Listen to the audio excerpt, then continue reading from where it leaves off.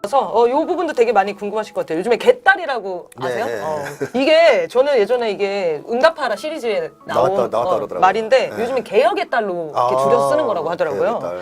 그리고 이재명 후보가 개랑 딸이 있었으면 좋겠다 이런 언급을 한 적이 있었나 봐요. 예. 그래서 개딸이라는 얘기도 있는데 어쨌든 지금 20대 여성들이 이재명 후보에 대한 오해가 저희 방송 덕분에 더 많이 풀렸는데요. 어쨌든 이제 지지도가 상당히 높아지고 있어요. 저희 여초 카페를 가니까 이런 것도 있습니다. 매일 밤 10시에 기도회가 열려요. 온라인에서. 10시부터 10시 10분까지 10분 동안 이재명 후보를 위한 기도회를 여는 거예요. 네. 온라인에서. 네. 막 이런 식으로 되게 재치 있게 지금 이재명 후보 지지 운동을 하고 있는데 네. 이재명 후보에 대해서 가장 감정적으로 안 좋았던 사람들이에요. 네, 맞습니다. 이낙연 후보를 절대적으로 지지했다. 네, 네. 이게 어떻게 지금 바뀌게 된 건지 어떻게 보시는지 궁금합니다. 자, 우선 이게 가능한 가장 근원적인 이유를 우리가 확인해야 될 것 같습니다. 이재명 후보가 공익 추구형 정치인이라는 거죠. 핵심은. 그래서 제가 계속 그 얘기를 했지만 공익 추구형 정치인은 알려지면 알려질수록 인기를 얻게 돼 있어요. 지지자가 늘게 돼 있습니다. 근데 이제 윤석열 후보 같은 사익 추구형이나 문제가 있는 후보는 알려지면 알려질수록 지지율이 떨어지게 돼 있거든요. 그래서 최대한 국민들이 안 알았으면 좋겠다. 이런 이제 입장을 갖고 있잖아요. 그래서 아무것도 안 하고 숨기는 전략. 숨기고 막 이래. 우리를 알지 마. 우리에게 관심을 갖지 마. 이거 전략인데 이재명 후보는 반대죠. 알려지면 알려질수록 지지율이 올라가는 사람이에요. 공익 추구형이기 때문에. 그래서 일단은 그 전제가 있었다는 것이고요. 그다음에 이제 또 하나는 사실 20, 30대 여성들은 그동안 언론에서 하도 이재명 후보에 대해서 나쁜 쪽으로 이렇게 이미지를 형성시켜 왔기 때문에 비호감 이미지가 컸어요. 네. 굉장히 컸습니다. 그래서 아유 나 이재명 알기도 싫어 뭐 맞아요. 들어보다 보기 싫어 너무 사람이 뭐 이제 지저분해 보여 뭐 이제 이런 이미지가 있었거든요. 근데 이 대선에 막판에 가면서 둘 중에 하나 찍어야 되잖아요. 네, 여성들 입장에서 그 윤석열 후보와 이준석 후보가 있는 국짐을 찍겠어요? 못 찍죠. 못 찍죠. 네. 차라리 못 찍죠. 그러니까 이제 어쩔 수 없이 이재명 후보를 찍을 수밖에 없을 것 같아. 아니면 뭐 심상정을 찍을까?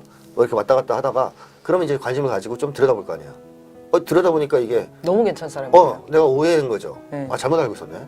오해했네. 이 바람이 불기 시작했어요.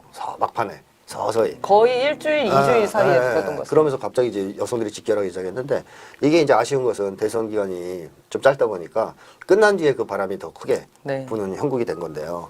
어쨌든 저는 필연이라고 생각해요. 결국에는 오해가 풀려서 20대, 30대 여성들이 이재명 후보 쪽으로 지지하게 되는 것은 필연적이었다. 다만 시기가 언제냐의 문제만 있었을 뿐이다 라고 생각하고요. 20대, 30대 남성도 좀 마찬가지로 생각해요. 오해가 풀려서 알게 되면 그 친구들도 태도를 바꿀 거라고 생각합니다. 근데 이제 다만 시기가 좀 늦겠죠. 여성들보다는. 그래서 여성들이 일단 바람을 일으켜서 뭐 20, 30대 여성 전반의 분위기가 이재명 후보를 지지하는 쪽으로 가고 그러면 이제 남성들 입장에서도 여자친구 사귀어야 될 거 아니에요. 어쨌든 자기들 장가도 가야 되고. 네. 그러면 이제 여자친구한테 잘 보여야 되니까 1번 남인 척을 하는 거죠. 일본 남인 척 하든가 아니면 최소한 이재명 후보에 대해서 좀 알아보려고 노력은 한다든가. 네. 그래서 영향을 받으면서 그렇게 영향을 받을 수 있겠네요. 아무리 반팸이고 여성이 싫고 해도 연애하고 싶거든요. 그렇죠. 그렇죠. 네. 장가도 가야 되고. 네. 그러니까 어쨌든 남녀는 적이 될 수 없거든요. 그러면 이제 여자한테 접근하려면 이제 일단 이재명 지지를 열심히 하고 있어요. 그러면 나도 좀 그 관심 있어. 혹은 뭐 지지해야 싶잖아요. 난 윤석열이야. 나를 따라와 이럴 수는 없는 거고. 네. 그래서 저는 아마 20, 30대 여성들이 이쪽으로 확고하게 정착된다면 남성들도 깨지기 시작할 거라고 봐요. 남성들 쪽도 상당 부분. 거기에다 이제 이재명 후보가 거기 추형이니까 어차피 알면 이쪽에서도 바람이 불기 시작할 거거든요. 그럼 아주 극단적인 일부 여혐주의자를 빼면 나머지 남성들은 돌려세울 수 있다라고 보고요. 가장 제가 기쁘게 생각하는 것은 젊다는 거죠. 이번 선거를 보면 윤석열 후보가 이긴 세대가 노인층밖에 없습니다. 나머지 세대는 다 졌습니다. 뭐 박빙이건 뭐건 간에 졌어요.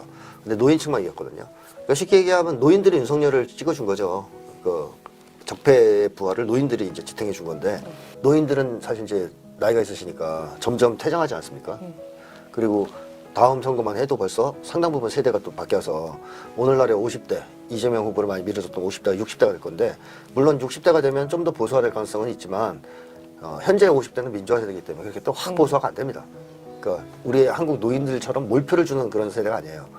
그래서 선거 지형에서 젊은 세대만 잡으면 다음 대선부터는 거의 압승할 수도 있거든요. 근데 이제 다행히도 젊은 세대 내에서 이재명 후보에 대한 바람이 불고 있다. 이건 굉장히 고무적이죠.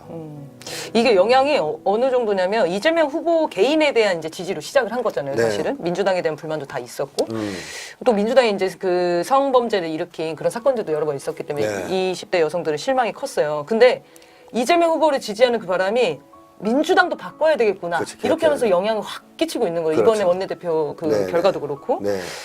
그러니까 상당히 정말 긍정적인 바람을 확 불러일으키는. 네. 그래서 되게 40, 50대 분들이 계속 놀라워하고 있거든요. 지금 이 개딸들의 행동력에 뭐야 이렇게까지 행동해? 막 이런 영향을 받고 있더라고요. 네. 너무 긍정적인 영향이겠네요. 좋습니다, 이거는. 네. 정말. 어쨌든 젊기 때문에 개혁적 성향이 강한 이 젊은 층 세대의 요구들이 계속 관철되는 방향으로 그렇죠. 확장될 수밖에 없다.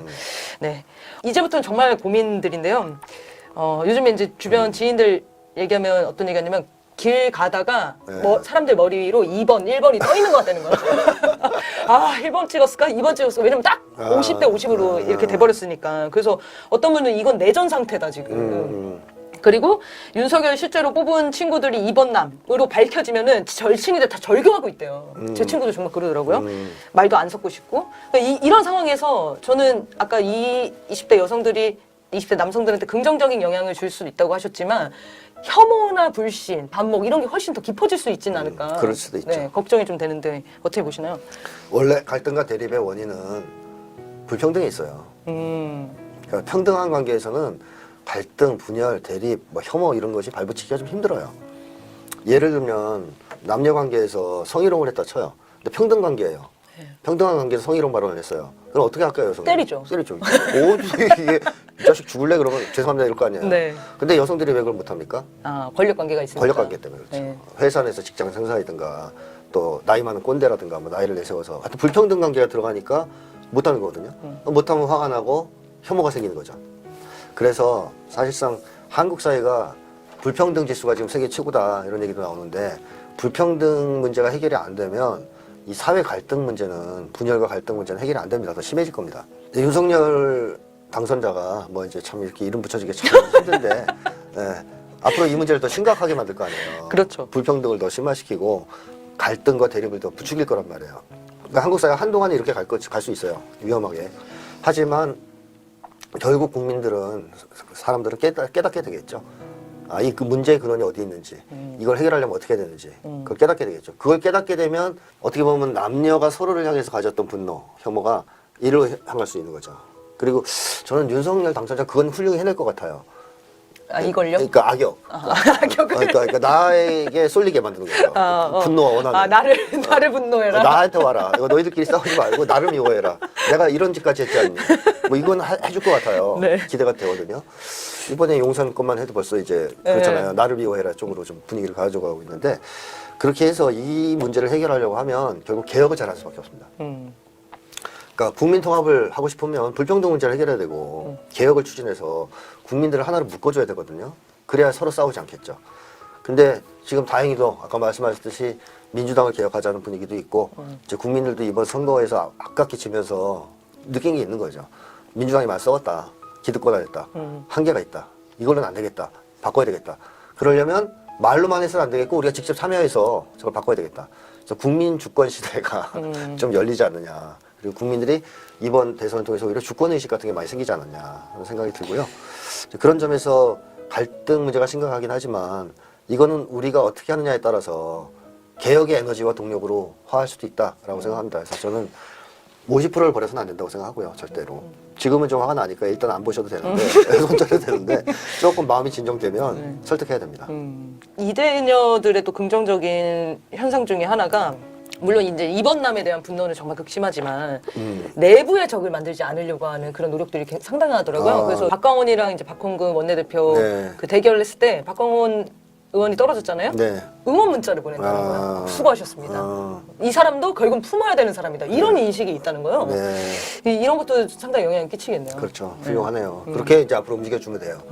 다음 질문으로 이재명 후보에 대한 지지도가 선거 이전보다 더 올라간 상태죠. 이재명 후보를 중심으로 지금 결집하는 형태가 아까 공익추구형 정치인이기 때문이다. 이 얘기도 하셨는데 좀 더 구체적으로 얘기를 좀 해주신다면요. 사실 이재명 후보의 진가는 너무 안 알려진 상태였죠. 그동안. 이번에 대선 주자로 나섰을 때도 상당수의 국민들은 잘 몰랐어요. 이재명 후보가 어떤 사람인지. 그 경기도 사람들 좀 알고, 그리고 뭐 성남시에 있는 사람들은 좀 알았을지 모르겠으나, 그 성남시장, 경기도지사 뭐 이러면서 바로 대권 주자로 나왔기 때문에 뭐 촛불 전국에서 알았던 네. 사람들 빼고는 이재명 후보를 잘 몰랐죠.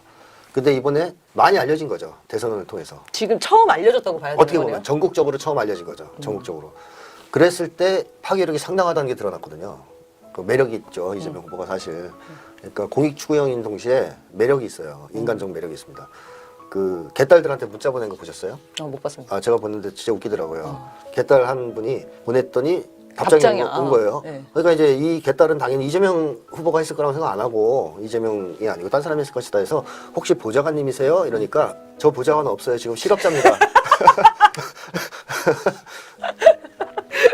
그렇게 하면서 파란 하트는 보낼 줄 몰라요. 하면서 빨간 하트를 보냈더라고요. 야, 센스 있어. 그죠? 네, 매력 있네요. 네, 그 매력 있잖아요. 그러니까 이제 개딸들이 환장 안 하겠어요. 네. 이야, 이게 그 하나로 감정이 확 생길 수 있거든요. 그게 솔직해서 그런 거예요. 솔직하죠. 네. 유머 감각 있고 솔직하고. 그러니까 자기 떨어지면 쪽팔려서 얘기 못 할 수도 있잖아요. 막 위축돼가지고. 근데 저 지금 실업자입니다. 보좌관 없어요. 그러니까 얼마나 진솔해 사람이. 그러니까 이제 그런 거 하나로 탁 매력 포인트 네. 상승. 그래서 이제 그런 매력이 있기 때문에 사실 알려주면 알려질수록 이재명 후보 동영상을 보거나 뭐 이거 한 사람일수록 그 좀 빠져드는 게 있잖아요. 그래서 아마 이제 본격적으로 이재명의 시간이 시작되는 게 아니냐 저는 그렇게 생각해요. 어떻게 보면 정치인으로서 이재명 후보가 지금까지 보여줘 왔던 것은 행정가로서의 실력입니다. 행정가로서의 실력. 그러니까 성남시장, 경기도지사. 근데 지금부터 이재명 후보가 보여줘야 될 실력은 정치 지도자로서의 실력이라고 생각합니다. 어느 정도는 지금까지 보여줬는데 뭐 거리 유세나 이런 걸 통해서 이제 본격적으로 그걸 보여줘야 될 때가 온 거죠.